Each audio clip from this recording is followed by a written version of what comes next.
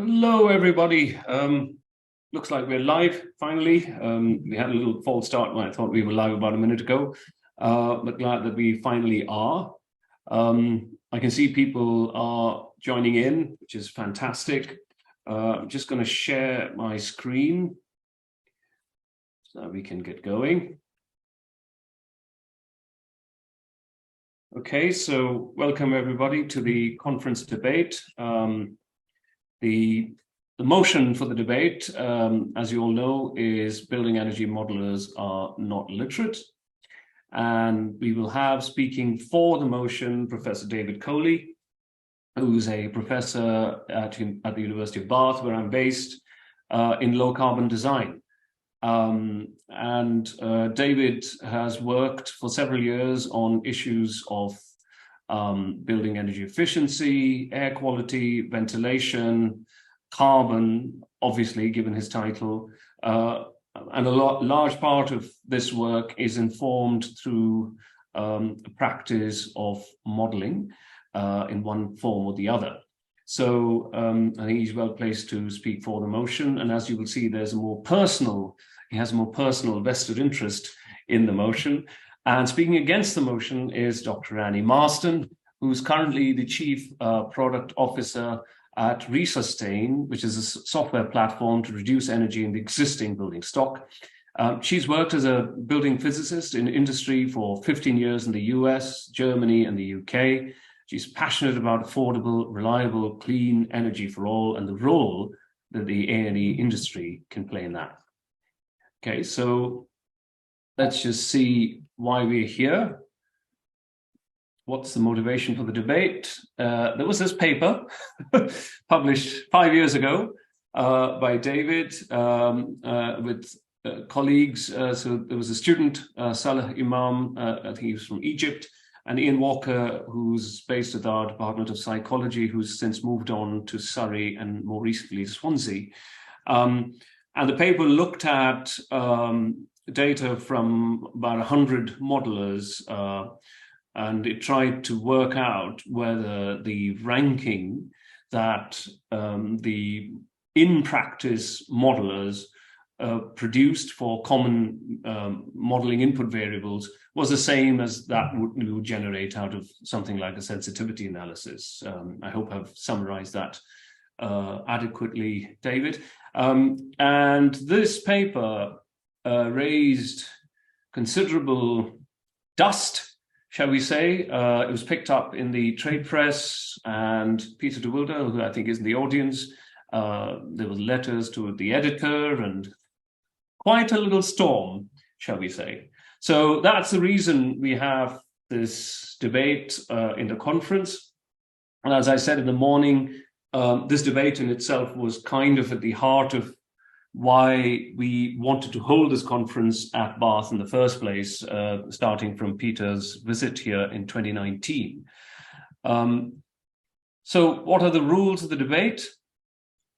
The first thing we're going to do as a group is to vote, and we're going to vote either for the motion, against the motion, or you can be undecided, neither for nor against the motion.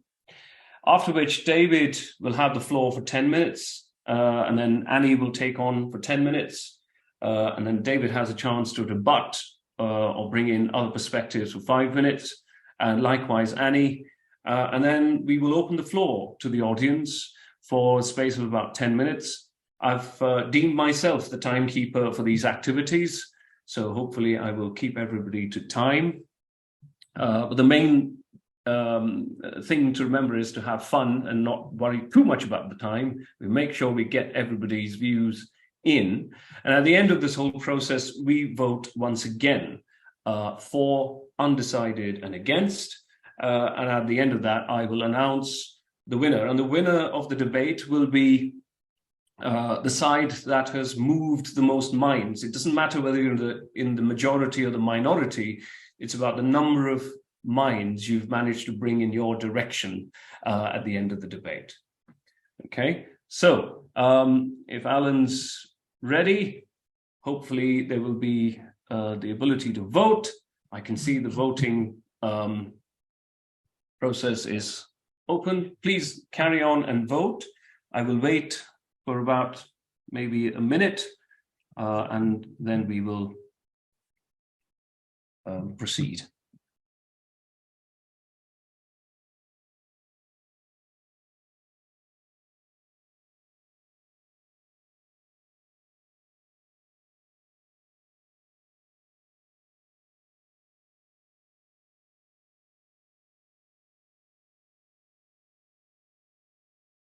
Okay, I hope everybody's voted. Hopefully everybody had a chance to vote. And I will now hand over to David to speak for the motion. Over to you, David. Hi, can you hear me, Sukumar? Excellent. Hello, everyone. That was one of the most fun papers I've ever written, but it had a serious focus behind it. I've been wondering for quite some while why modelers aren't asked to the table more quickly during the design process. It's often we go around complaining, oh, well, you should have had us there on day one instead of just using it as us at the end there for regulatory purposes. And it's really easy at times like this to blame other people and think, oh, you know, we're not getting invited, we should be, without asking why we're possibly not being invited. And I've been thinking about this a lot. So how useful is modeling? If modeling was useful, really useful, desperately useful to the client, then surely they'd be inviting us there on day one. And maybe they wouldn't particularly want the modeling to be done on day one because there isn't really a building, but they'd want our voice in the room. And why wasn't our voice in the room from day one? Now, if you look at architects, their heads are full of a lot of things. Modeling isn't probably a key element of that. Energy isn't maybe as key as it should be. And an experiment that I've done now with about 2,000 undergraduates is to ask them what the this is architecture undergraduates, and I've also done it with MSc level architects, what the miles per gallon of a car is, or some other measure of its efficiency.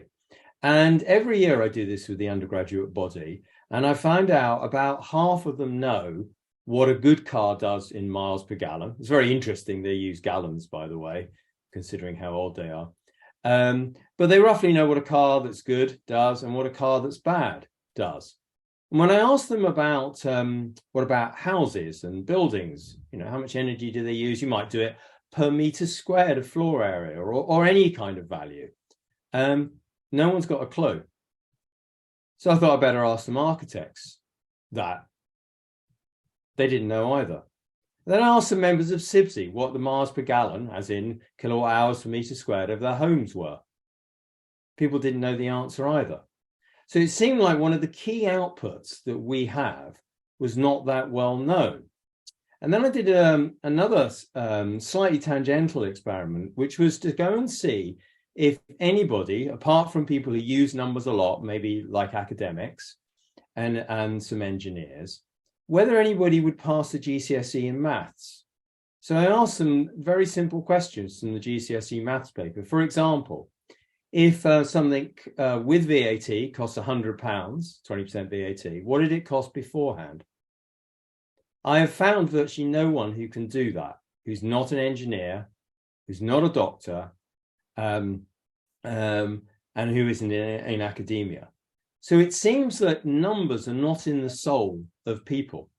And that makes me think that maybe what we should, rather than presenting people with answers from modeling, we should actually be able to walk into the room and answer some really simple questions, like take a school. In your average school, what does a window cost to run per year?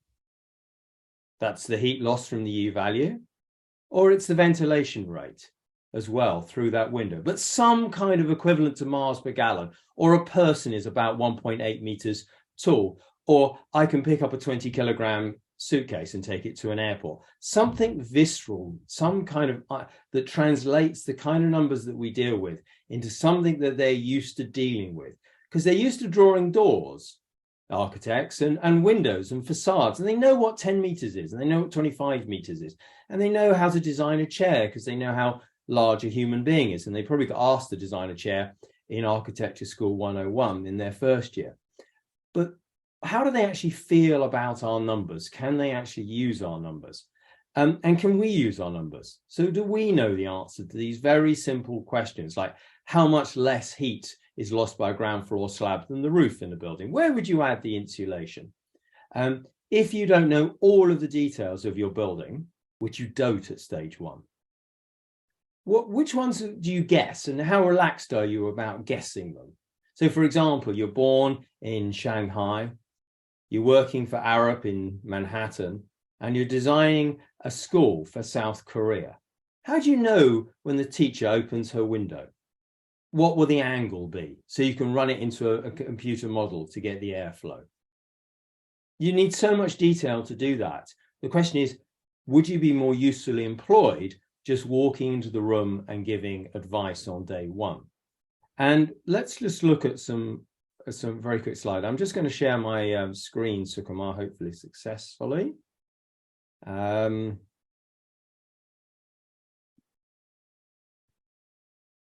I got the right to share? Yep, should have. I can't see a share button. Got it now. Okay, so here's some data. This is energy use from UK schools in the left-hand graph, and of homes in the right-hand graph, slightly different energy units. And the x-axis is the date of the architecture, not the date the data was collected. The data is all modern. The data is all modern data.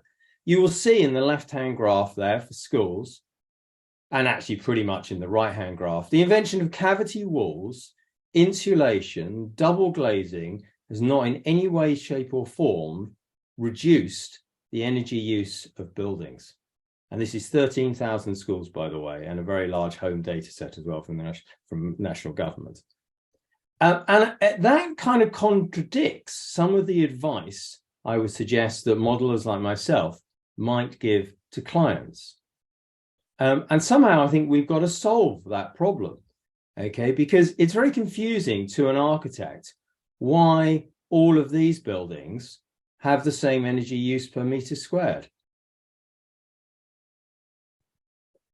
So I played with this a lot, and one example is best demonstrated by this.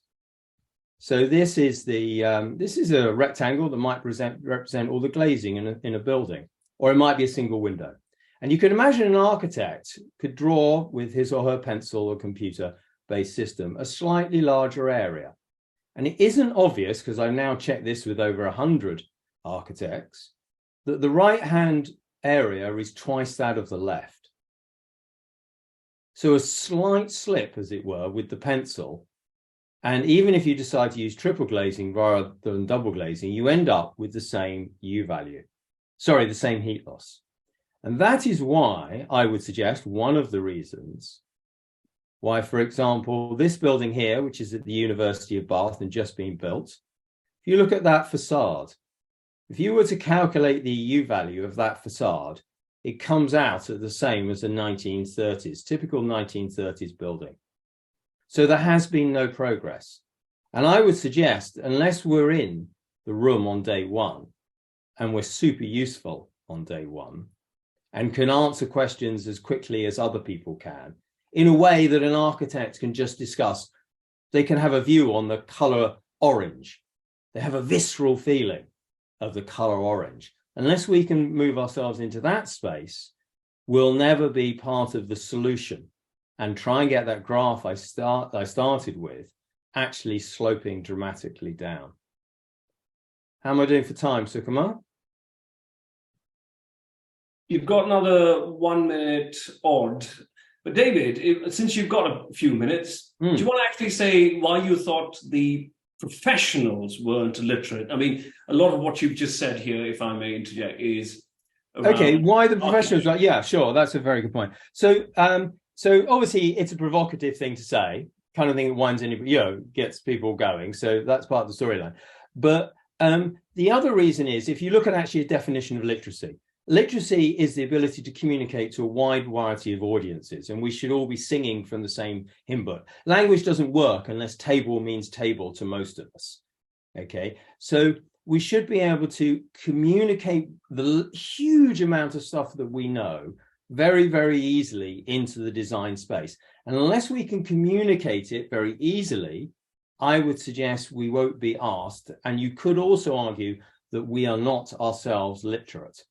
Okay, because actually I find it quite difficult to look at a roof of a large building and go, hey, yes, that is £76 a month to run. And that's where everybody else is thinking, because that's what architects think about when they pay for the doorknobs in the design and when they pay for the fire doors in the design. That's exactly how they're thinking. And I find myself not really in that space. Maybe other people are a lot better at it, but the paper suggests that it's not universal, that ability to just to look at a building and be literate about it, to be able to read it like a book and then express it to another person. All right, thank you very much, David. That was really excellent. And if I can now request Annie to say her introducing remarks, please. Thank you, Annie. Hello, everyone. So I'm Annie MARSTON. I've worked in practice for a long time. This paper obviously riled me as well as everyone else. And I found it really interesting because I think there are a couple of things that we need to really discuss in terms of just the basic terms that have been used. Energy modeler doesn't only apply to industry, it applies to academia as well. So my question there would be, why are we only looking at industry professionals for their ability to do data modeling? It should be across the board. And also, I'd say that this paper and this argument is very specific to England. I don't think it went outside those boundaries. So I'm going to keep this in England, and I'm going to reluctantly keep this in industry, although I think we need to open the discussion wider to see if academic models are also literate, as we have discussed. Now, again, literacy, incredibly difficult definition. So I've heard David describe it a few different times. And mostly it is whether you can rank something in an order of importance. So I believe energy literacy came from the ability to say, in my home, my TV uses less energy than my stove. Great. That isn't an incredibly difficult thing to do. It's not super easy, but they are individual things that do not have complex interactions. Now, a building is not one thing. If you change the U value of a roof, it doesn't only impact the heating, it impacts the cooling, it impacts lots and lots of other parts of the building. Same with lighting, same with anything. Any change that you make to a building doesn't only have one impact. And so the reason why we have data models and modelers is so that we can analyze these things without bias. And I think that's really, really important. This is data-driven analysis. And data that they put into a model and pull out of a model in order to answer design team questions. So in a way, if we go into a design team without doing a model at all, we are then consultants, and we have a tendency to go with our biases as opposed to a scientific approach to the problem. Now, there are a couple of other things. I've worked in industry for a long time. I've sat in design team rooms with 20 consultants. I would say architects are fully engaged with energy, fully engaged with modeling. They know what they want. They want to be those low carbon buildings. They also understand their limitations, and they need someone to bounce their ideas off. So the modeler sits in the room and takes everybody's ideas. That's the cost consultant, the mechanical engineer, the structural engineer, the architect, and their KPIs, what they have to hit for the client. And we use all of those things. It's never just about low energy. That's never the only thing you design for in industry, because that's not possible. There are a lot of other things. If you can't afford to make the building low energy, you can't afford to build the building. So I would say that there's there's a need to use data to put everyone's ideas together and bring forth a good design and one that works for the whole team. So the other thing is that there are lots of different tools for doing that. So there's a ton of tools out there, especially early design tools, and then as we get into later stages, much more complex tools for much more complex problems. They require different things at different times, but it's there and people are using them throughout industry. Ladybug tools are used significantly in early stage designs. Since I've been practicing in the UK, we've had energy modelers in the room at stage 1. The design team can wait for a week to get answers. They would rather do that and have the interactions of everybody's opinions put forward through data than have someone come in and say natural ventilation is your solution. And what I've also found that modelers can do is by using a data-driven approach, they can break those biases. So I would go, so for schools, for instance, there's a drive for natural ventilation in schools that actually uses more energy than mechanical ventilation with heat recovery. Now, as an energy modeler, the only way you can persuade people of that is by showing them the data and showing them the data again and again and again and again. So it's really important that we use that data in order to drive our decisions. I'm just thinking if there's anything else. Yeah, I think that's the real problem I see with this idea of us, the professionals, not being literate is that there is a misunderstanding of what the role of the modeler is in the design team. So not only do they have to judge all these bits and pieces, but they will have lots of different questions to answer. And at stage 2, you have to pass compliance and planning regulations in order to have your building built. Compliance and planning have a modeling component, and those modeling components will conflict with your building being net zero, almost always. And so a modeler doesn't just sit there and think about this one thing, they're thinking about everything that needs to go on. And so their literacy is actually wider because they have a knowledge of what's going on in the industry, what you need to do in order to pass planning and to get your building built, how you can possibly make that into a building that is of the lowest energy, and how you can get your clients' desires to work with all of these goals that they have set forth. So it isn't as simple as walking into the room and dictating what people should be doing. It's a role that brings people together. It's the architects, the engineers, all highly trained, highly qualified people. You've got masters and above usually in the room. So they're not stupid and they know what they're doing. And also the industry does self-regulate a lot. So we're constantly having conferences, talking to each other, working out the best ways to do it. Leti is an excellent example of that. That is professionals and academics coming together in order to create something in order to help us all move forward on this journey. So I would argue firmly against that modelers aren't exactly at what they're doing and why they're doing it. And in order to be a modeler in the room, you have to have a model. So that's the bit that I find, yeah, that's my case against the motion. Thank you very much, Annie. And you've also done the wonderful job of presenting your case more concisely than David did, because you had 2 minutes to spare at the end.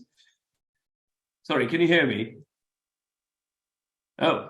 I can hear you, so you're fine. Okay, I think it's just, yeah, okay.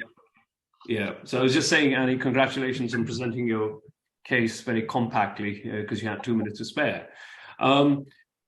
So I think I'd like to actually just invite David to respond to that, I think, at this stage, and then maybe you can have another go, and we will then bring the audience in, and maybe I might have a thing or two to say as well. So, but David, you first, I think. Yeah, thanks very much, Annie. And fundamentally and unsurprisingly, I agree with most of what Annie actually says, particularly the bit, I think academics are probably even worse were probably more illiterate. That's true. And I certainly felt that about myself, which is why I started that way. Now, as far as needing a model, that's the bit we probably disagree on. Because if I think about surgeons, they diagnose and they do the job. They don't need a body to do the job. And also a body is a very complex system, a bit like a building, and everything interacts with everything else. Okay, but they're pretty much on the ball with the risks of the situation. They very much know how well, what the outcomes are. And another experiment I did a while ago, which is very, very interesting, actually. I started to ask some professional modelers how often they found out the energy use from the buildings that they'd modeled. These were Borough-Happold engineers. And I said, do you have, the architects drive 200 miles to go and look at their buildings visually. How often do you phone up 2 years later, the facilities manager? And I'd actually done this when I was working more in a practical sense and not in an academic sense. I'd regularly been ringing people up and said, I did an IS model of your building 2 years ago. What's the scene? And people are always very willing to share that. No one ever talks to facilities managers. They're most unloved people, really, sitting in a basement. And they were always really willing. And I was really surprised that on the whole, modelers, some do, but the majority of them didn't seem to do that. Whereas the majority of surgeons were super interested in how well their work had gone. Not just work in general, but the outcome for that individual patient down the line. So it's very interesting contrasting those two groups. If we go back to my original graph for those schools, that includes the Building Schools for the Futures program. And in fact, it's why that data was collected. And it's a bit embarrassing that the Building Schools for the Future schools come out worse than our pre-Victorian schools on the whole. It's a real indictment. And I really hope there's some way we can get in there on day one and with ideas, a bit like the surgeon, with these general kind of thoughts and implant them in the brains of architects through literacy and just get them to draw things differently. Because there's, even at stage one, there's something floating quite heavily in their heads, okay? And they have a huge history of architecture that they can bring to the table. But I, on the whole, don't find they can draw what is low energy. And that's why when we teach the Passive House course, we have to reteach so much when we teach passive. You think by the time they've done 4 or 5 years of architecture, they fly through the Passive House course. There's a few U values you've got to know and everything like that. But the whole thing screws their head completely. It's so new and different to them, a way of thinking about buildings. So I would say we are definitely not, as I define it, which is a bespoke way of defining it possibly, but it ties in with how literacy is defined in other areas, like your mathematical literacy. Okay, isn't your ability to run a program. It's something else. It's about knowing how to set out a problem and how to communicate something. And I would say we are not in the space we should be. As an example of that, one of the, in those 13,000 schools, one of them, which the engineers were one of Britain's largest companies, the monthly energy use of that school was greater than the annual energy use of the 1960s school that it knocked down. That's quite stunning. And there's a whole bunch of stuff that got put into the architecture, which is fighting itself, exactly kind of as Annie described. But the reason it was in, and this was by a leading bunch of architects in the low energy space. And so we had a leading group of low energy architects who designed a school that uses more energy per month than a 1960s school. But they cobbled together this school, which couldn't really exist in the low energy space, because I think we failed to enter their heads. We failed to get there like Shakespeare has got there, okay, and certain passages from religious texts, or even comic novels. We have not entered the common vocabulary. Thank you. Thanks very much, David. That was very evocative. Didn't think you'd bring Shakespeare in to buttress your case. That was well done. Annie, do you want to have a response? Yeah, I'm not going to bring Shakespeare into it, I'm afraid. I'm not able to do that. But I would just, let's take those schools. So I've worked on a lot of schools, and models have been brought in early on. And what I've found with low energy design is that we don't talk about HVAC and fresh air. Everyone is obsessed with the facade and don't look at the way that interacts with mechanical systems. That is why you need a model and a modeler in the room. The reason why those schools are using more energy than the 1960s school, whatever, is because they have the design that has been put forward in the future schools is so prescriptive and will not allow you to make changes particularly to it, that they don't work. And I did a long study on this for some schools, and it is mostly because we continually put natural ventilation into buildings, and natural ventilation is the worst thing you can put into a building. And the only way I can prove that to a design team is through a data-driven model, because everyone is obsessed with this instinct, or this is how we do it. No, it took me till stage 3 to persuade them to put a heat exchanger in the school, because they were wasting so much energy through this natural ventilation design. And this is what I'm arguing against. If we go in with these biases and we don't look at the building as a whole, with all its complex interactions, if we don't ask the question, like Professor COLEY just put forward that idea, he didn't then ask the question, why? What is it that we don't know about these buildings? We need to go and ask those questions and not blame on the fact they didn't have a modeler at stage 1. That's not what went wrong with that. It's the fact that we aren't asking every time we do a design, what is it that we don't know? Why are we making these decisions? So, and I would just reply to a few other things. There is a standard way of measuring energy within buildings, and it's kilowatt hours per meter squared. It's EUI. Most people understand it. There are benchmarks, there are targets. No, I mean, certainly of late, all the design teams I've been in understand it. Across the world, it is a very standard. It's like miles per gallon. It's there. So that does exist.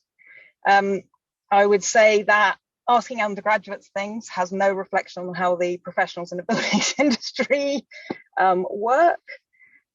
When we look at windows, for instance, we take a window, there is often, if you're building a passive house school, you have to have passive house design windows, approved windows, and they come in certain shapes and sizes. So you can't change the shape and size of them because there's only 3 out there to choose from. And with almost all buildings, you can't actively design the size of the windows without having like what is off the shelf. Or the client says, we can do bespoke windows, but that will take the budget out of everything else, and that's the only thing we can do. So it isn't as simple as saying, you know, this and this works. The interactions are so complex. We must have models in order to fully understand them and to find out what we don't know.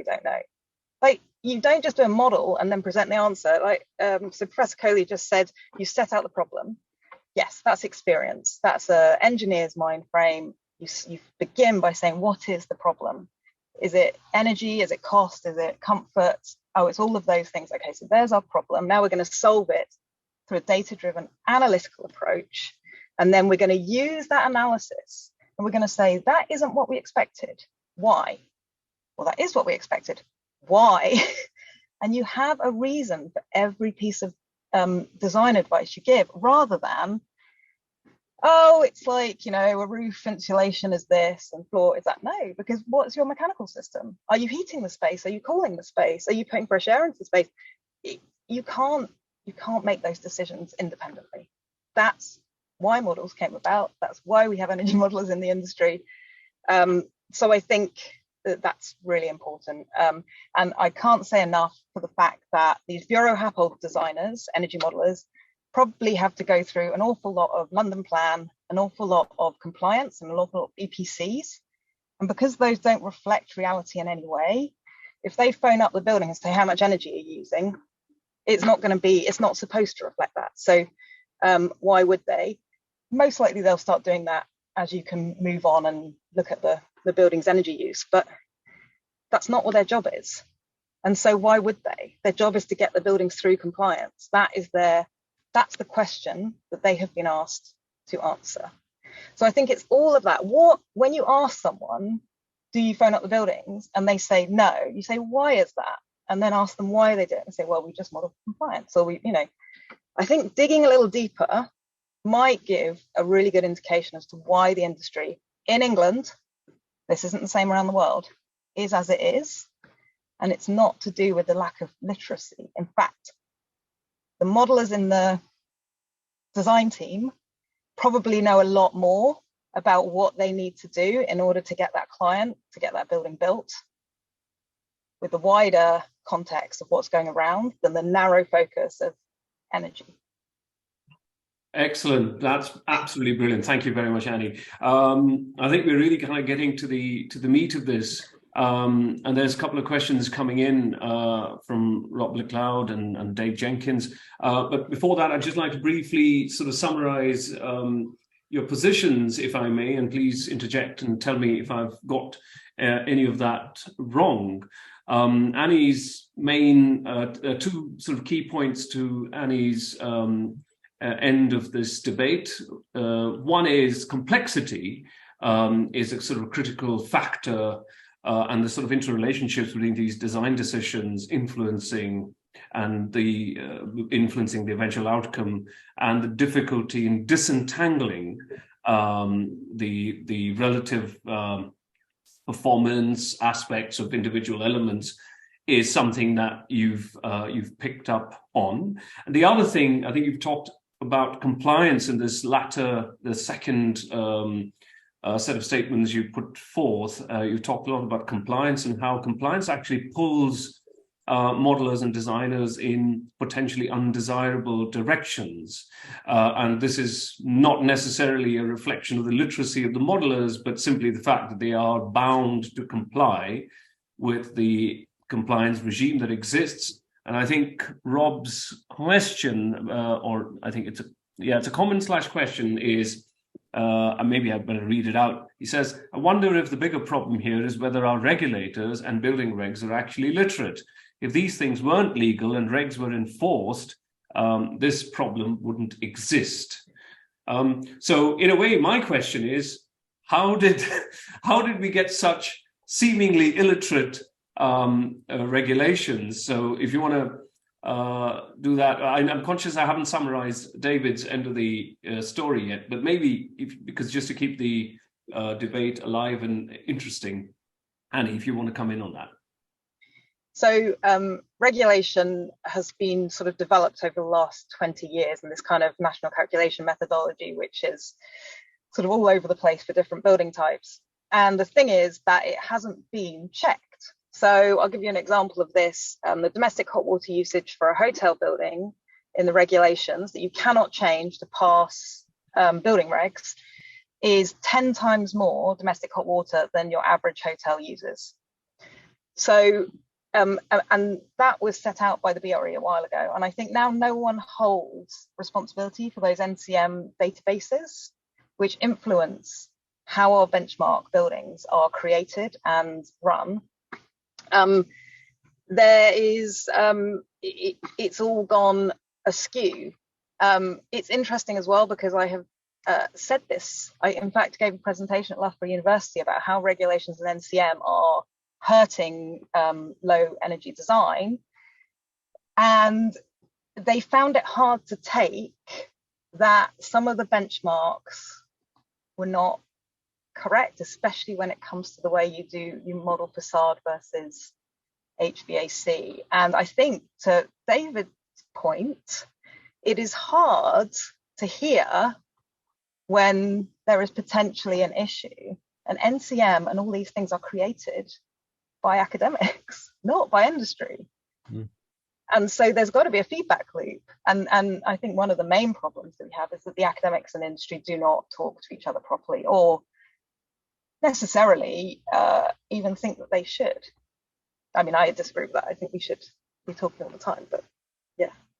So that's sort of my regulations. Excellent. And yeah, I'm conscious there is there's some other stuff here, but before that, yeah, maybe I'll briefly try and summarize David's thoughts, which is the problem really is the fact that we don't have modelers coming in early enough in the design process with the sort of basic knowledge and insights that you might expect in other domains of human activity, perhaps the design of an airplane, or I don't know, train design, or I don't know, surgery, I think was an example that David gave, and that these are situations where that's potentially the reason why modelers are seemingly unable to influence the eventual sort of evolution of the design towards desirable outcomes, namely low kilowatt hours per square meter and the rest of it.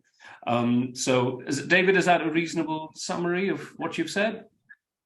Yes, I mean, it's less that people don't know, right? People, you know, it's not like I've got some downer on modelers, so, you know, I'm one of them. It's the fact, it's about expressing it. So when we come to things like the kilowatt hours per meter squared, Alice, and exactly right, you know, the people in the room do get that, but they don't get it in a visceral sense. When I ask an architect in a practice, what is the kilowatt hours per meter squared of your home? It's blank. It's totally blank. Whereas if I say, how wide is the facade of your home? They give me an answer that's probably accurate to 10 centimeters. So when I present stuff to them and say this building is going to use 90 kilowatt hours per meter squared per annum, okay, it's just it's just a number. And the only number, interesting enough, that they can really bolt it and compare it to is Passive House, 15 kilowatt hours per meter squared per annum. That seems to have lodged. And I'm really fascinated by a single bit of literacy, if you like, bolted itself into their heads incredibly rapidly. Whereas I've been trying for years to bolt things into their heads and failing desperately. But then the Passive House Institute can come along and bolt that figure in, bang.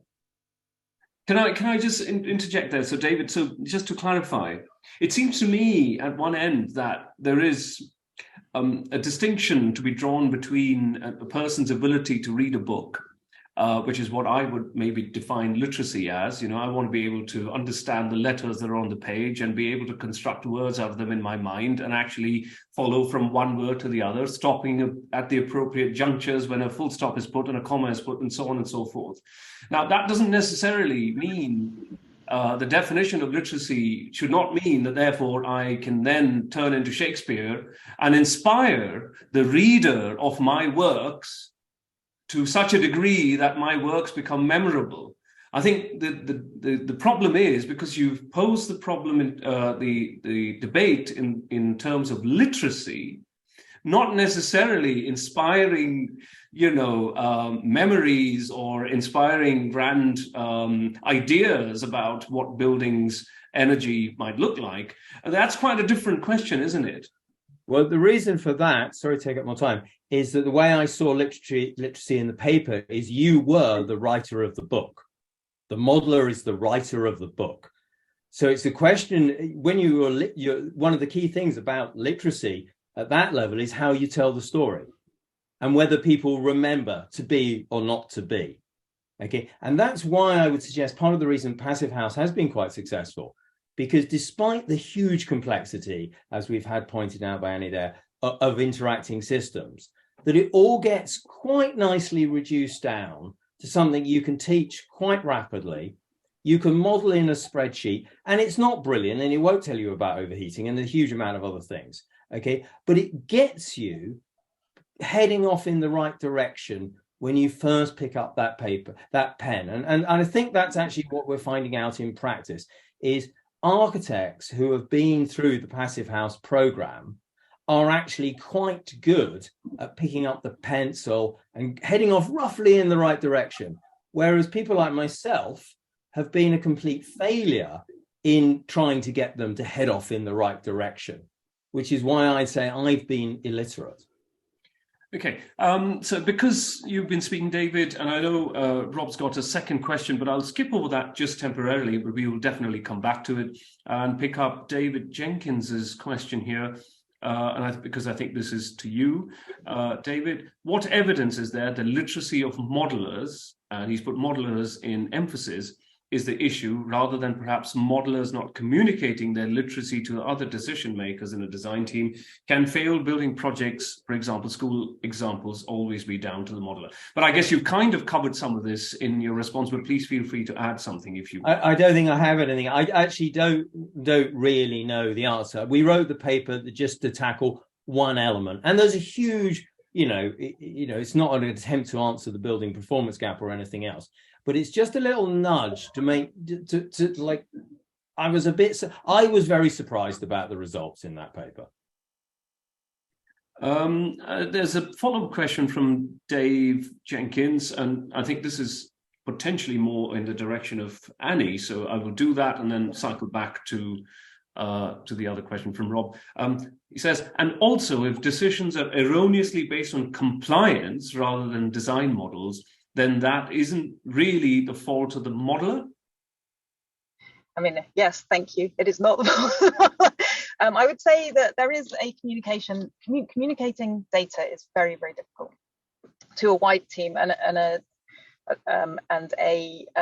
design team has a lot of different brains in it. So it's got very visual architecture, it's got very Excel graph-based engineers, it's got all these different people. And so communication within a design team is complex for everyone. Except for architects that draw pretty pictures and everyone goes, oh, it is very difficult. It's a very difficult thing to communicate. And so it is really important to get that communication right. And it is also very important to communicate with the client the difference between regulation and low energy design. And in fact, what we tend to do, what modelers tend to do, is that they will begin on a parallel path. This is your low energy design, this is your compliance model. We will try and converge them as best we can, but what you might end up finding is that they don't converge, and we'll have to go with the compliance model, or the compliance decisions in this case. So again, I would agree that we need to go deeper. Why are the modelers giving the advice they are? And is it a problem with the questions they're being asked, as opposed to their actual ability to influence or talk about design? And just one more thing, modelers don't write the book. The design team writes the book. It isn't one person dictating. It is a group of 20 individuals for a large building writing a book together, which is why it can be a little bit incoherent when you try and read it, because that's 20 different voices. So the modeler doesn't write the energy book. Everyone does. Very well. If I can just return to Rob, because that's a question for you, Annie. He says, I agree with many points you've made, but do you think we need to think a bit more about the limitations of our models as well as their strengths? For example, do your models showing the benefit of MVHR in schools account for the embodied energy and carbon in the entire system? Emerging work in Germany shows that the net carbon benefit of MVHRs in schools may actually be negative when all these factors are accounted for. Well, this is where it gets interesting. So now we're asking questions about our models. And that, I would say, is something that has been lacking a little bit, because for various design reasons, perhaps people haven't been asking as many questions of their models as they should. But that's what the model's for. I mean, embodied carbon is such a key performance indicator again in design teams these days, that yeah, you're constantly talking to the architect, the engineer, you know, what can we replace here? What can we do here? How are we balancing out our embodied carbon versus our operational carbon?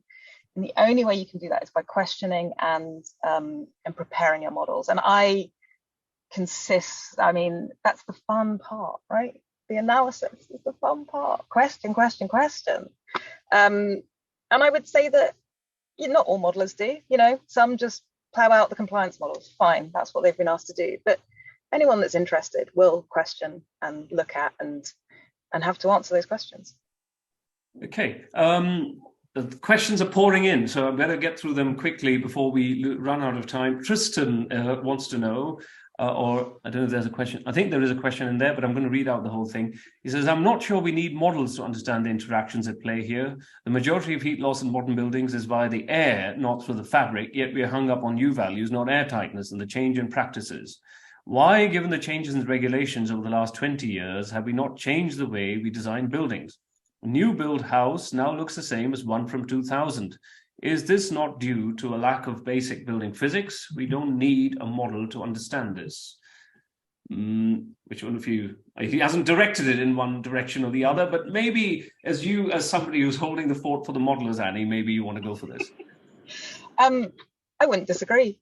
A house often doesn't need a model. It's a very simple building. Well, it's not actually, it's quite complicated, but it's not, you don't find commercial modelers modeling single family homes because there are fairly simpler interactions. They don't have cooling. They don't tend to have MVHR units, things like that. And yes, I think it's because, again, as designers and as academics, we're not questioning enough. Why is our sort of guidance failing? Why is Passive House not doing what we think it should do when it doesn't work? Like, it's just continuously questioning. I mean, I would say that the fresh air and the infiltration rates are a huge thing we should question. They take up 30 to 50% of the energy of a building, and we just open windows. I mean, crazy from my point. David, do you want to say something? Can I add to that, Tristan? Sorry, Sigma. I think Annie's point about the MVHR and schools, I mean, that is exactly what I'm talking about.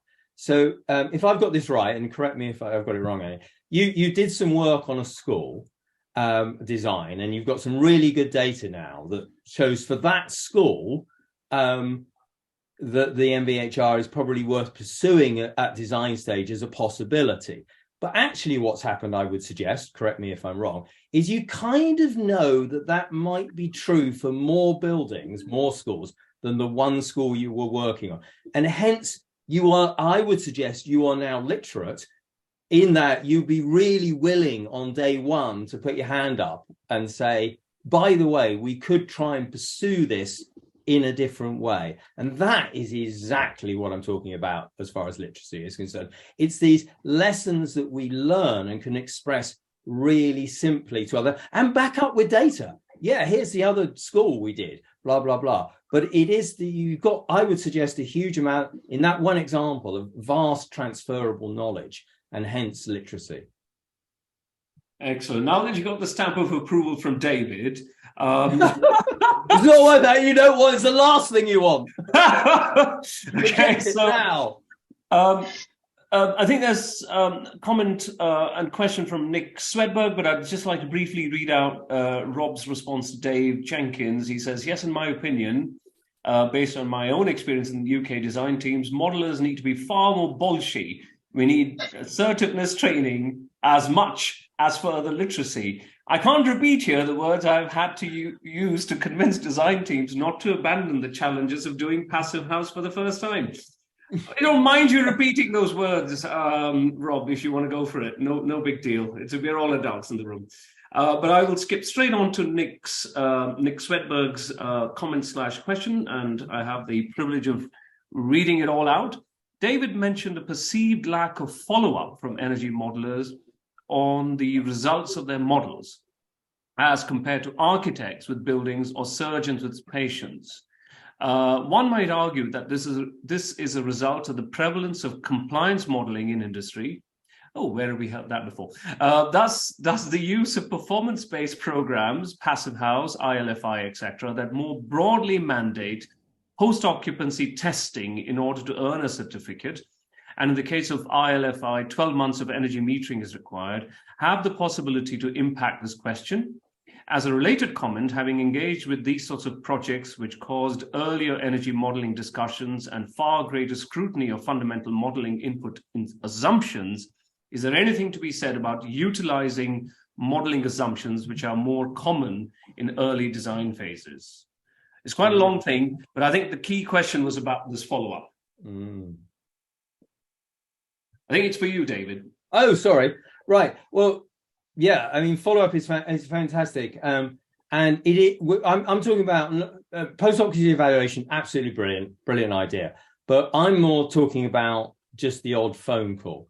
Okay, and it was very interesting when Tristan and I really work for a living rather than, we're academics. And we very much worked on a zero carbon school in Exeter, which is passive house. And in fact, it's beyond passive house. It was one of the first things that we did was a couple of years after the building had been occupied, we just made a phone call to some people and said, did it work? We're really excited. Did it work? Is it passive house or is it beyond? And that, it's not something that needed money. It's not something that needed. We were just enthused to do it. And I think it'd be great if more of us made more of those little tiny phone calls. I'd certainly learn a lot if I made more. Yes, for those of us who work with David, we've come to realize he's a big fan of phone calls. He doesn't like things necessarily just written down in text form or an email. So we got a comment, I think it's a comment from Eric Roberts, who's from IES, our conference sponsor. And Eric says, design intent rarely gets actually reflected on site. Modelers don't go back to review as it's not in the contract to carry out any post-occupancy monitoring or evaluation. If you're not being paid to do it, you just won't. Well, being that's a very connected story, this is really interesting because it is not true of surgeons and it's not true of architects. They will actually drive 200 miles and it's not in their contract and they can't log those hours, but they just want to see. Excellent. I think on that very passionate point, we're getting quite close to the end of this debate session. And so it's up to me to say, I think we'd like to have the voting up against, please, so that everybody can have a second round of voting. What's just happened? Sorry. Yeah, there we go.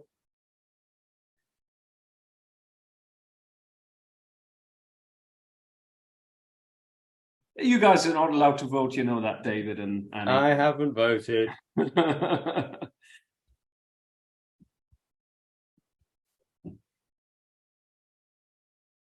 Okay, so I think Alan's going to somehow magic me the numbers, which I'd love to share with you. I have given him a template in which to send me responses, and hopefully if I can insert that in there, I can actually show you how we all voted. And while we do that, oh yes, there's some further thoughts just while I wait for Alan to compile everything. Rob has said, okay, Alan's just actually said it, but before I look at the exciting results, I would like to read out the comments because I think that's why we're here. In response to David's generalization comment, I see your point in general, but I urge caution between literacy and overgeneralizing. You cannot assume MVHR is the lowest carbon solution for all schools for the reasons I mentioned above, i.e. embodied carbon and intermittent occupancy, etc. Also, please don't neglect the rapid decarbonization of heat in the UK and elsewhere. We have to see all of these things in a transitional context.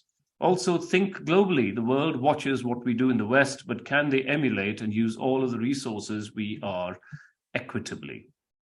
I think there's very, very important points. Thanks, Rob. And Nick, once again, Nick Swedberg, one thing discussed amongst the comments, and particularly where Annie, has been ventilation, infiltration, and air transfer within and across building fabrics. Moving through a global pandemic, there has been a greater emphasis on bringing fresh air into buildings, and studies such as the Harvard CogFX studies have shown cognitive performance benefits for building occupants. Annie, how do you reconcile this trend and the benefits with the energy impact? While you answer that, Annie, if you're up to it, I'm going to start compiling the data here. So it's just very quick. You do a model and you see what the impacts are, and you're absolutely right. When you're putting more fresh air into space in order to, try and mitigate pollutants or whatever it might be, you have to start asking questions. Are we putting it in at the right time? What's the energy load on that? How's that impacting the building? The model is there to provide data for us to analyze, right? And that's what we're doing. We're making decisions off the analysis of that data. And the more questions you ask, the more answers you can come with. So as long as you know what's happening, and if we're putting more fresh air in, then we have to find a way of heating that air or cooling that air, or the most efficient way we can do it. And so you ask questions, you can do parametric analysis or all sorts of things. So I think that's why models are so important and so interesting, and why we can come up with better solutions by using this kind of data-driven approach and the interactions between everything in the building rather than just one single item. All right, so I think if I'm not completely messed this up, we've got some results. I actually don't know what the results are, but let me just bring this up, and we can all take a look together. This is going to be fun. Share. Okay, so can you see my screen? All right, so here are some results. The green is for, the gray is undecided, the red is against. So before, most people were for the motion. By the way, the total number of people voting has fallen by 4, which is slightly sad. But most people were for the motion. And then lots of people have moved against the motions. And if you look at that as change, percentage change, I think the motion, there's many more people gone undecided. So I guess no one wins the debate. But if I had to choose, I think it's the side speaking against the motion that wins the debate, because there's more votes on the red category than in the green category. And therefore, congratulations, Annie, for putting your thoughts together so beautifully and so convincingly. You've managed to carry the day. Well done. Thanks. Right, so thank you everybody for your wonderful thoughts and comments. There's a comment here from Derek Mitchell. Do you want me to read it out? I know, I think it's getting very dark where Annie is, but I can still see a little bit of light outside the window. She's stuck in a car, but we won't keep her for very long. But since Derek has put a question forth, how is progress possible when the public is rife with heat transfer misconceptions? Example, ignorance of insulating for hot conditions. I think that's really interesting. It's a communication. I agree with David. The communication is so key. But again, it's looking at the data and really understanding what that means. When you start insulating a building, it holds the heat in. Happens in the summer as well as the winter. And if you start communicating in the right way with people, hopefully those misconceptions will start to be alleviated. But it's so much easier through showing people data than through just saying, oh, this is how it is, I think. I totally agree with that. I think we're resolving into quite similar thoughts of that. It isn't just going in there and saying, I know best and this is how it is. It's about using the data. It's about your previous work and the work by the community to create a storyline. And I think we really do need to watch our own backs here. I do find it very interesting that, Passive House has become such a, people know what it is. I can go into a pub and talk about that. It's about the only thing anyone's ever heard about with energy and buildings. And Passive House doesn't really have modeling behind it. It just has PHPP, which is about as simple as you can get. I'm not including that really even as being modeling, but it's kind of, they've invented a way of somehow circumventing some things. And you do need modeling on top of those things, but you can do a lot with PHPP actually. And yeah, if we can get the data that Annie's talking about, if we can capture all that in our heads and come up with some really good storylines, and it's not about insisting and that this is best under all circumstances, is it? It's just about prodding in the right direction. That initial sketch. Maybe there'd be room for MVHR if we did this, and it's worth pursuing that. Or actually, you have just created a glass box, which is glass on all 4 sides, and there are potentially some issues with that. All right, I think we better leave it there. Thank you, everybody. Thanks very much for well, firstly to our speakers, Annie for speaking against the motion, David for providing the opportunity to have such a vigorous debate by publishing the paper in the first instance.